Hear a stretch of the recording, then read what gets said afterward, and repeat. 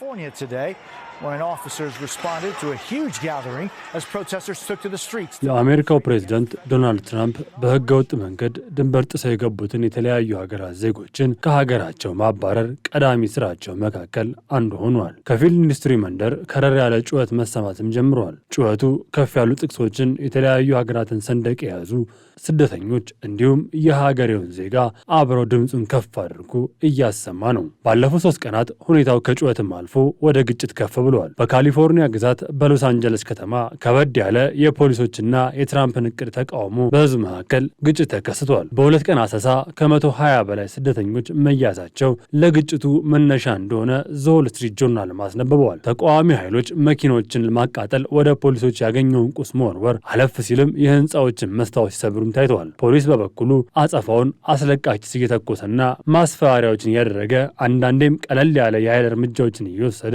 ነገሩን ለማረጋጋት ቢሞክርም ፕሬዝዳንት ዶናልድ ትራምፕ እንደዚህ አይነት ነገር መታገስ አልችልም በማለት ብሔራዊ ዘባቸውን ወደ ከተማይቱ አሰማርተዋል። 2000 የሚሆኑ የብሔራዊ ጦር አባላት ወደ አካባቢው አሰማርተዋል ሲል ዘሰነ ዘግቧል። ይህ ብሔራዊ ኃይልም የተሰጠውን ግዳጅ መወጣት መጀመሩን ተከትሎ በርከት ያሉ ተቃዋሚዎች ወደ አደባባይ እንዲወጡ ምክንያትም ሆኗል። ፕሬዝዳንቱ ባለፉት ውሳኔ ከ1956 በኋላ ለመጀመሪያ ጊዜ የግዛት መንግስት ይፋዊ ጥያቄ ሳያቀርብ ሰላም ለማስከበር በሚል ወደ ከተማዋ ዘልቆ ገብቷል ሲል ሂስትሪ ኦፍ ኒውስ አስነብበዋል። በነገሩ ዙሪያ የሎስ አንጀለስ ከተማ ከንቲባ እንዲሁም የካሊፎርኒያ ግዛት አስተዳዳሪ የትራምፕን አሰራርም ኮንነዋል። የከተማዋ ከንቲባ ኬረን ባስም ዜጎች በአደባባይ ተገኝተው ሀሳባቸውን መግለጽ፣ ያልተስማማቸውን ጉዳይ ልክ አይደለም የማለት ሙሉ መብት አላቸው ሲሉም ተናግረዋል። በከተማዋ የተስተዋለውን ግጭት በአስተዳደሩ በኩል የተነሳ ነው ሲሉም ተናግረዋል።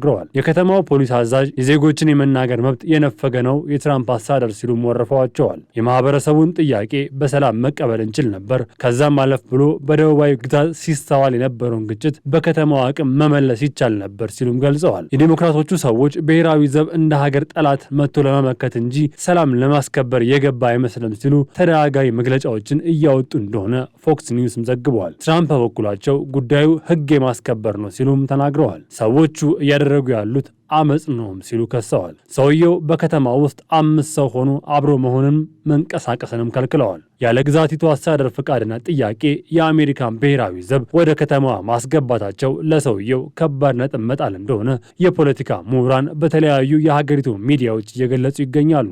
የእርሳቸው አማካሪዎች የሚያነሱት የከባድ አመጽን ለማረጋጋት በፕሬዝዳንቱ የሚመራው ብሔራዊ ዘብ ወደ ክልሎች ማሰማራትን ይፈቅዳል ቢሉም ይህንም ቢሆን የሚከወነው በክልሉ አስተዳዳሪዎች ይሁንታ መሆኑን የአሜሪካው ህገ መንግስት ይደነግጋል ሲሉም ተንታኞች የተናገሩ ነው። የዶናልድ ትራምፕ ውሳኔ ግን ድፍረትና እልህ የሞላበት እኔም ብቻ ስሙኝ የሆነ ውሳኔ ነውም ሲሉ የካሊፎርኒያ አስተዳዳሪ ጌቨን ለሲቢኤስ ኒውስ ተናግረዋል። ከአሜሪካ ከተማዎች በጥልቀቷ ሁለተኛ የሆነችው ካሊፎርኒያ 39 ሚሊዮን ህዝብ እንዳላት መረጃዎች ይጠቁማሉ። ግዛቷ 59 የሚጠጉ የምክር ቤት መቀመጫዎች የሚወክሏታል። ለትራምፕ አስተዳደር ፈታኝ አቅም ያላት ከተማዋ በምሽት ከተማዋ ላይ መሰብሰብ አትችሉም የተባሉት ነዋሪዎቿ ተቋማቸውን አጠናክረው ቀጥለዋል። በ2023 ዓ.ም በነበረው መረጃ መሰረት በአሜሪካ ውስጥ 47.8 ሚሊዮን የሚሆኑ ስደተኞች እንዳሉ የአሜሪካ ስደተኞች ምክር ቤት መረጃ ይጠቁማል። ከ7 ሰዎች አሜሪካ ውስጥ ከሚኖሩ አንድ ሰው ስደተኛ ነው ማለት ነው። በ10 ዓመት ሂደት ውስጥ ከነበረበት 41.3 ሚሊዮን በ6 ሚሊዮን በላይ ሰዎች ቁጥር ጨምሯል። ይህም ማለት ከአንዳንድ የአውሮፓ ሀገራት ህዝብ በላይ ማለት ነው። ከ2013 ዓ.ም ጀምሮ በነበረ የ10 ዓመት መረጃ 650 ሺህ ያክል ስደተኞች በዓመት ወደ አሜሪካ ምድር እንደሚገቡ መረጃዎች ይጠቁማሉ። ግጭቱን በዚሁ መቆም ካልተቻለ ከፍ ያሉ አደጋዎች ሊኖሩ እንደሚችሉ የተለያዩ ባለሙያዎች ሲያነሱ ይደመጣል። በተለይ በግዛቱ በርካታ የውጭ ዜጎች መኖራቸው ለችግሩ መነሻ እንደሆነም ጠቁመዋል። በአጠቃላይ በሀገሪቱ ካሉት ስደተኞች 27.3 በመቶውን የያዘችው እቺው የካሊፎርኒያ ግዛት ናት። በምርጫ ዘመቻዎች ላይ አብረዋቸው ቆመው የነበሩት ቢሊዮነሩ ኤለን መስክን ጨምሮ ሌሎች ሰዎችን እያጡ ላሉ ትራምፕ ይህ ጉዳይ ሊያሰጋቸው ይገባል ሲሉ የሀገሪቱ የፖለቲካ ምሁራን በዘሰን ቲቪ ቀርበው አብራርተዋል። ዶናልድ ትራምፕ ሰልፍን ለመበተን ብሔራዊ ዘብን ለማዘዝ አዲስ አይደሉም። በመጀመሪያው የስልጣን ዘመናቸው ትዕዛዝ ማስተላለፋቸውም ይታወሳል። የግጭቱ ሁኔታ እየተባባሰ የዜጎች ተቃውሞ እያደገም ይገኛል። በተለይ በከተማዋ ከንቲባ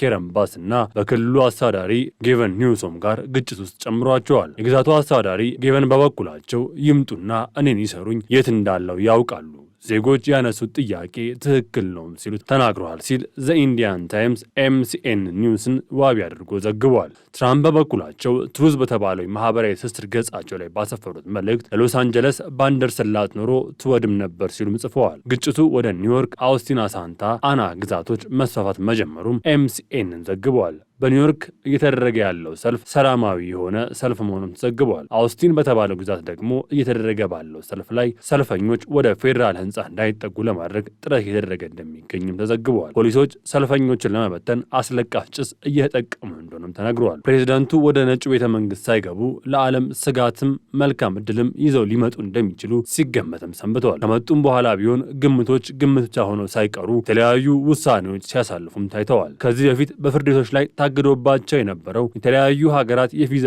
እቀባ ተግባራዊ አድርገውታል። በ12 ሀገራት ላይ የጣሉት እቀባ ባለፈው ሳምንት ተግባራዊ ማድረጋቸውም ይታወሳል። ክልከላውን ተከትሎ የጉዞ እቀባ ከተጣለባቸው ሀገራት ዜጎች ወደ አሜሪካ መጓዝ አይችሉምም ተብሏል። ፕሬዚዳንቱ ሀገራቸው ከውጭ አሸባሪዎችን ለመከላከል ብለው እቀባ ከጣሉባቸው 12 ሀገራት መካከል ኤርትራ፣ ሱዳን፣ ሶማሊያ፣ ቻድ፣ ሊቢያ፣ ኢራን፣ ማይናማር፣ ሃይቲም ይገኙበታል። ትራምፕ ከሙሉ የጉዞ እቀባ በተጨማሪ በርካታ ሀገራት ላይ ከፊል የጉዞ እቀባ የጣሉ ሲሆን ከነዚህ ውስጥም ቡሩንዲ፣ ሴራሊዮን፣ ቶጎ ይገኙበታል። ፕሬዚዳንት ትራምፕ ጥብቅ የጉዞ እቀባ የጣሉባቸው ሀገራት አሸባሪዎችን በማስጠጋት ለቪዛ ደህንነት ባለመተባበርና የተጓዦችን ማንነት ማረጋገጥ ባለመቻል ይከሷቸዋል። ይህንን ጉዳይ እንደ ምክንያት ቢያቀርቡትም ዋና ሀሳባቸው የስደተኞች ቁጥር ከመቀነስ ጋር የተያያዘ እንደሆነ የአሜሪካን ድምፅ ባለፈው ሳምንት ይዞት በወጣው ጽሑፉ አስነብበዋል። ስደተኞች ከሀገር መባረር የለባቸውም የሚሉ የሀገሪቱ ሰዎች ወደ አደባባይ ወጥተው ከፖሊስ ጋር ግጭት ውስጥ ገብተዋል። ነገሩ ተባብሶ መቀጠሉን ከቦታው ሆነው እየዘገቡ በነበሩ ጋዜጠኞች ላይ ጭምር ፖሊሶች አስለቃሽ ጭስን ሲተኩስ ታይተዋል። በተኩሱ መሃል የአንድ አውስትራሊያዊት ጋዜጠኛ በአስለቃሽ ጭስ ጥይትም ተመታለች።